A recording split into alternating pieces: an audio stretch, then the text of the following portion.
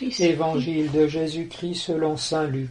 Chaque année, les parents de Jésus allaient à Jérusalem pour la fête de la Pâque. Quand il eut 12 ans, ils firent le pèlerinage suivant la coutume. Comme ils s'en retournaient à la fin de la semaine, le jeune Jésus resta à Jérusalem sans que ses parents s'en aperçoivent. Pensant qu'il était avec leurs compagnons de route, ils firent une journée de chemin avant de le chercher parmi leurs parents et connaissances. Ne le trouvant pas, ils revinrent à Jérusalem en continuant à le chercher. C'est au bout de 3 jours qu'ils le trouvèrent dans le temple, assis au milieu des docteurs de la loi.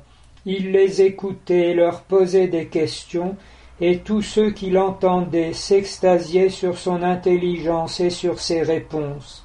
En le voyant, ses parents furent stupéfaits, et sa mère lui dit « Mon enfant, pourquoi nous as-tu fait cela ?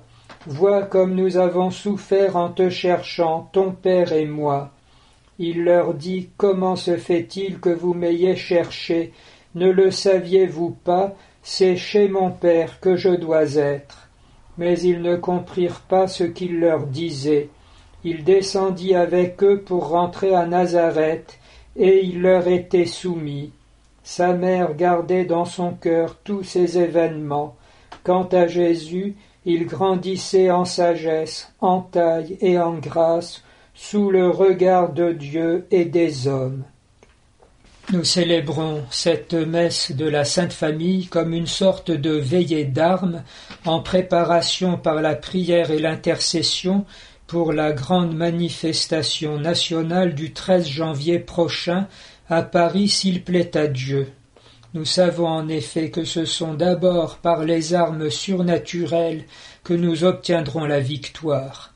Le pape Benoît XVI, dans son discours devant la curie romaine à l'occasion des vœux, a lui-même abordé largement la thématique de la famille, en même temps que celle du dialogue de l'Église avec les États. Pour y rappeler plusieurs choses, tout d'abord, lorsque l'Église parle, elle le fait bien sûr éclairée par la lumière de la révélation et la foi qu'elle annonce et qu'elle transmet depuis 2000 ans. Mais elle le fait aussi en tant que mémoire d'humanité, devant des cultures de l'éphémère et des régimes qui se succèdent à une cadence presque effrénée. Elle est là témoin de la mémoire de l'humanité, ce qui est la garantie de l'identité même de l'homme, de même qu'une personne sans mémoire, amnésique, ne sait plus strictement qui elle est, le genre humain court de nos jours le même danger, et l'Église assure ainsi un magnifique service en transmettant le sens de l'homme qu'elle a acquis à travers 2000 ans de service, en même temps qu'il lui est enseigné continuellement par Dieu lui-même, qui est l'ami des hommes. Mais surtout le Saint-Père rappelle que si pendant un moment on a cru que la crise de la famille était celle d'un malentendu sur la liberté de l'homme, qui incriminait en particulier les liens que la famille crée entre les personnes, ressentis comme une sorte de pression indue sur le moi. La crise est maintenant plus profonde encore, et elle concerne l'être même de l'homme, et non plus la liberté de son agir, puisqu'en repoussant la structure essentielle de la famille, père, mère et enfant, on refuse précisément d'avoir été créé par Dieu, homme et femme. L'homme, dit le pape, repousse sa nature, il ne veut désormais être plus qu'une abstraction, un simple esprit, une simple volonté qui décide de se prendre un corps, un objet pour être l'expression de soi pendant un temps, et tous doivent s'incliner devant son désir qui peut changer, auquel cas tout devra être changé pour ce moi qui ne sait plus ce qu'il est ni ce qu'il veut. L'atteinte est donc ouvertement et directement sur l'homme dans son être et sur Dieu qui en est la source directement.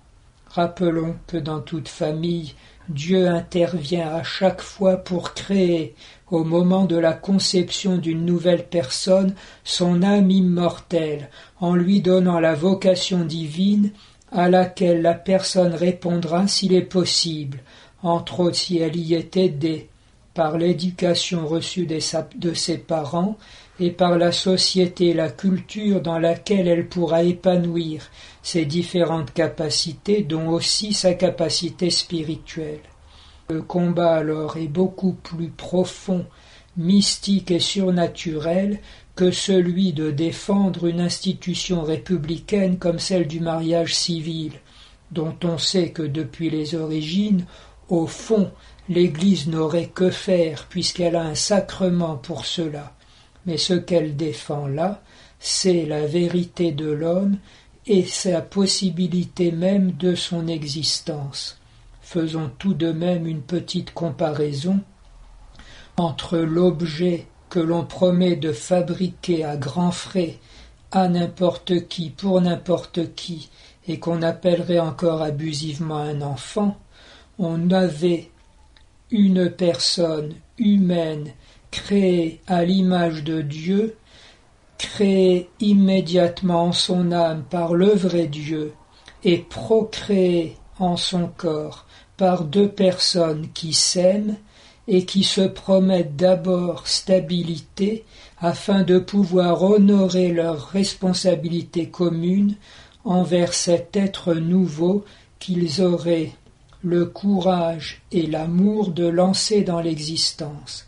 Quelle haute dignité pour cet être-là d'être voulu et créé par l'amour infini de Dieu et l'amour courageux de ses parents.